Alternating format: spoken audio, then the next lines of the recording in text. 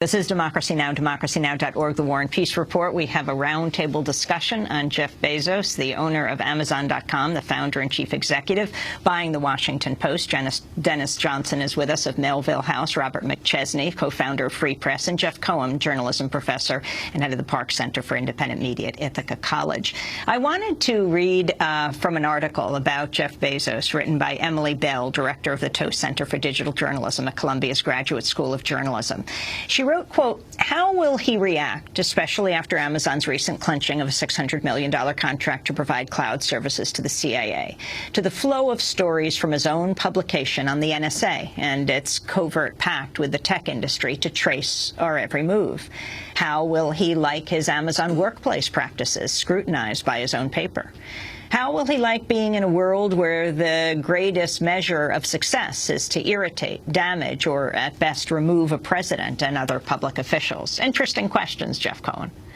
Oh, I think these are all good questions. I think one thing that's missing is a discussion of the hallowed traditions, the hallowed journalistic traditions of the Washington Post. I mean, any media consumer who's been looking at the bevy of articles in the last day and a half has heard about this, you know, what's going to happen to the Washington Post journalistic tradition, the paper of Watergate, or the paper that exposed Watergate and published the Pentagon Papers. I think any serious and very diligent news consumer is going to realize that the incidents like Watergate conspiracy and the Pentagon Papers, that was 40 years ago.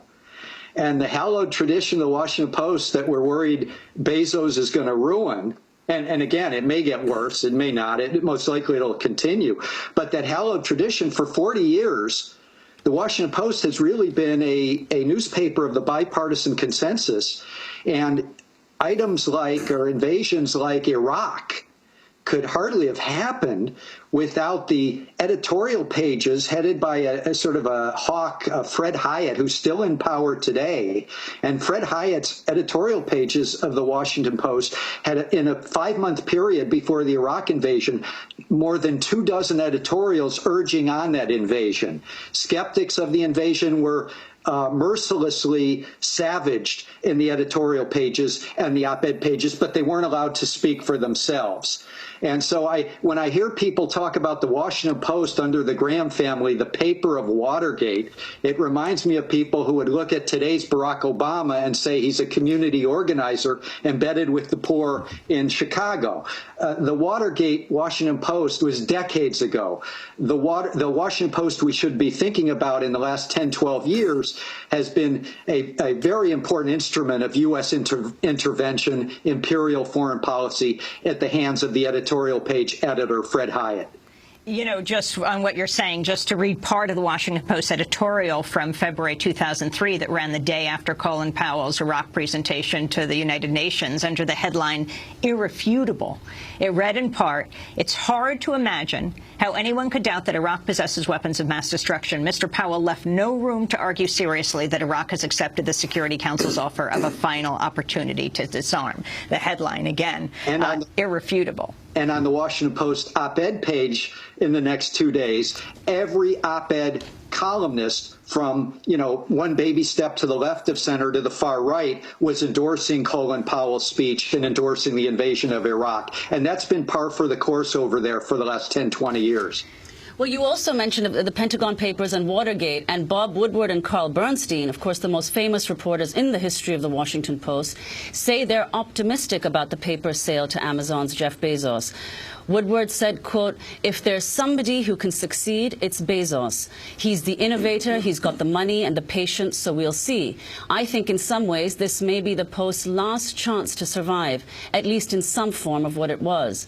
Bernstein also said he had high hopes for Bezos, saying he, quote, "seems to me exactly the kind of inventive and innovative choice needed to bring about a recommitment to great journalism on the scale many of us have been hoping for, while employing all the applicable tools and best sensibilities of a new era and the old." Jeff Cohen, could you respond to that? Yeah, you know, he might be innovative, and he does have deep pockets. And if I was a journalist at the Washington Post, I'd want someone with deep pockets as opposed to the Graham family, which has been bleeding money. But the reality is, when we have, as you pointed out earlier, one of the big issues is the surveillance state. And Amazon, the company that has made this individual so wealthy, is so embedded with the surveillance state, I'd be very concerned. And as for Bob Woodward, again, 40 years ago, he unraveled a conspiracy and brought down a president. In the last 10, 12 years, he's been very, very cozy with American presidents, whether Republican or Democrat. And Bob McChesney, your response? Well, I think that the absurdity is that we're reduced to the point where journalism is dying in this country as an undertaking supported by commercial enterprise. And we're reduced with these monopoly franchises to hoping we get a good billionaire relative to the Koch brothers, for example. But we should stand back and understand how ridiculous the situation is, that we're reduced to this pathetic state of affairs. Because we really actually need real journalism. We need journalism that tells us about war plans, that tells us about the NSA long before it becomes too late or deep into the game. And we're not getting that now, and there's no reason to think the current system is going to give us that. It's incredibly corrupt. It's worth noting that we had a system like the one we have now 100 years ago in the United States. If you were to look at American journalism between 1900 and 1915, it had grown incredibly concentrated, except in our very largest cities. There were huge empires, and the Hearsts, the Pulitzers, the Scripps, the bosses of that era used their power to actively and aggressively promote their politics. They were generally right-wing anti-labor politics. And it was a result of that period that there was a great crisis of journalism that led to the creation of professional journalism, the idea that the editorial content should not be influenced directly by the owners and the advertisers. And we're going back to that era, except we're doing it without any resources, and there's even less accountability, far less than there was then. In those days, there were 4, 5, 6, 8 major daily newspapers in each of our great cities like New York, Philadelphia, Chicago. Today, we don't have anything like that. What we have is a plaything for these billionaires that they can then use aggressively to promote their own politics. And when we talk about promoting your own politics, we got to understand it's not like Jeff Bezos has to march into a newsroom and say, cover this, don't cover that. It rarely works that way. That happens once a decade. You basically set an organizational culture, and smart journalists who want to survive internalize the values, and those that don't internalize the values get out of the way. Bob McChesney, Koch Industries, of course, and we've been talking about this for a while, interested in acquiring Tribune's big regional titles, which include Los Angeles Times, Chicago Tribune, Baltimore Sun, Orlando Sentinel. I mean, this is what you have these days. You have the Koch brothers. You also have Warren Buffett, right? What was it last year? Buffett's Berkshire Hathaway bought 28 daily newspapers for something like $344 million. This is how it operates in the United States right now. And so then compare Jeff Bezos to the Grahams, who have owned this newspaper for decades. You're right. And we're looking at a situation where we have these owners who are making these investments now, like the Koch brothers. And of course, I should say Bloomberg. You cannot forget our mayor in New York City, Bloomberg News, one of the world's largest news and media companies, employing 2,300 professionals in 146 bureaus around the world. And I'm sure employs many more people than that. In Dollarocracy, John Nichols and I outline people like the Koch brothers and Shelley Adelson and a whole host of CEOs and billionaires that most Americans don't know because they aren't seeking publicity, who are spending tens of millions and hundreds of millions of dollars to buy elections, oftentimes anonymously and surreptitiously through dark money. Well, if you look at that closely, it makes perfect sense they'd want to start buying up newspapers as a political investment because they're so cheap now, and you can dominate the discussion to have it framed the issues your way, talk about what you think is important. It's a very wise political investment, and for people concerned with democratic theory, democratic governance, it's antithetical to what this country needs to be for the constitutional system to work. When the news media, the fourth estate, a pillar of our constitutional system, becomes a plaything for billionaires and there's no accountability, our governing system can't work effectively as something except a plaything for the rich. Dennis Johnson, you've spoken about some of your concerns with Amazon as a company, its labor practices, tax evasion, and so on. So could you say what you think Bezos's interests will be now in this position, and how Amazon, what's been happening at Amazon, might influence that? Well, his position as regards buying the Post seems fairly transparent. I mean, there's pending legislation he's concerned with in Washington regarding collection of sales tax. Amazon is being talked about more and more openly as a monopoly in the wake of the DOJ decision. Is something going to be done about this? The DOJ decision being? Being the recently concluded case we mentioned a moment ago, the prosecution of Apple and the 5 of the 6 major publishers for supposed price fixing. Really what they were trying to do was just find a way to stop Amazon from severe discounting, which has really disrupted the marketplace. So, you know, it's going to be very handy for him to have a newspaper in Washington, D.C., particularly this newspaper. It seems pretty transparent that way. How has Amazon affected you as a publisher at Melville House? Well, Amazon really controls the marketplace. You know, my publishing company has existed just about the same period of time that Amazon has, and we've watched it happen. At current, from Melville House's point of view, we are an activist press, but we're also a fairly kind of normal trade press, doing fiction, poetry, a wide variety of books. They are 90% of our digital business. They're at least 30, maybe more % of our overall business. So do they make you more money? Do they make us money? How do you mean? Meaning, are you selling more books because you have this global marketplace? I wouldn't say our total business is up, no, at all. In fact, in the recession, I'd say it's down. They've depressed the marketplace. Because of their rise and their kind of ruthless tactics, they've put out of business a lot of the retail market, which is a problem for them as well. I mean, there's a phenomenon known as showrooming, where people actually need to see the book in a bookstore before they decide to buy it. It influences Amazon sales, even its ebook sales.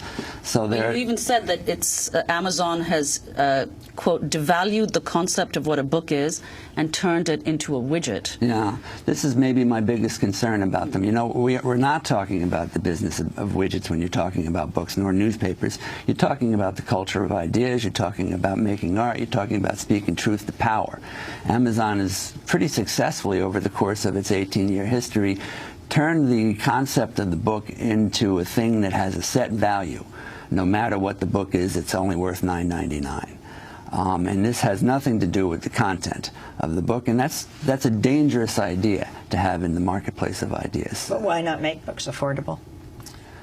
If you ask me, or you ask anyone in publishing, we'll tell you books are underpriced as it is. It's always been a low-margin business. It's not. I don't know anybody that got into the book business before Amazon to make money. They got in it to fight the good fight because they love literature, and that's part of the problem. The people in the book business are lovers; they're not fighters. They just got, they want to read. It's mainly why they got into the business. They're not used to these really aggressive bottom-line guys like Jeff Bezos, who was a former hedge fund manager, getting into the business strictly to make money. Then you see a marketplace that gets constricted, becomes about just the selling of bestsellers, and it becomes more and more difficult for little publishers like me to sell books about politics, to sell books about ideas and art.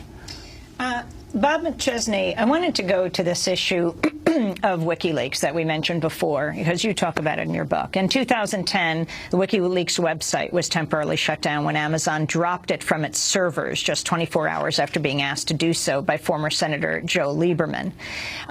You know, people may not realize this, but Amazon runs massive global servers that people can pay for, and that's what WikiLeaks was doing. In a post to its Twitter account, WikiLeaks said, if Amazon are so uncomfortable with the First Amendment, they should get out of the business of selling books.